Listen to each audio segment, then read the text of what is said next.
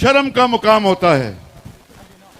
मैं DG ISPR के हवाले से, क्योंकि आज तक हमें उनकी बातें नहीं बोली और जिस किस्म की बातें उन्होंने की हैं यूनिफॉर्म में खड़े होके, ये हमारे लिए शर्मिंदगी का बायस है कि फौज का एक नुमाइंदा, ऐसे इदारे का नुमाइंदा सियासी बात करे और गद्दार कहलाए हम लोगों को।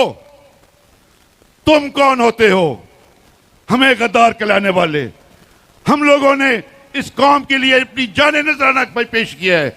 हमारे इलाके के लोगों ने हर वक्त जो है फौज के साथ खड़े होकर दुश्मन का मुकाबला किया है, बल्कि फौज से आगे जाके किया है।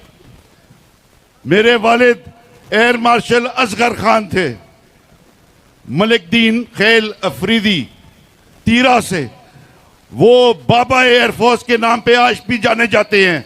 सबसे पहला शहीद एयरफोर्स का पायलट वो मेरे चचा थे।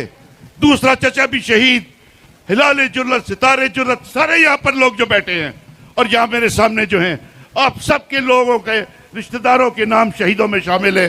तो हमें मत बताओ कि कौन गद्दार है। तुम सोचो कि तुम क्या कर रहे हो, तुम फासले क्यों बढ़ा रहे हो, तुम्हें ये कौन मशवरे दे रहा है कि इस किस्म की बात करो।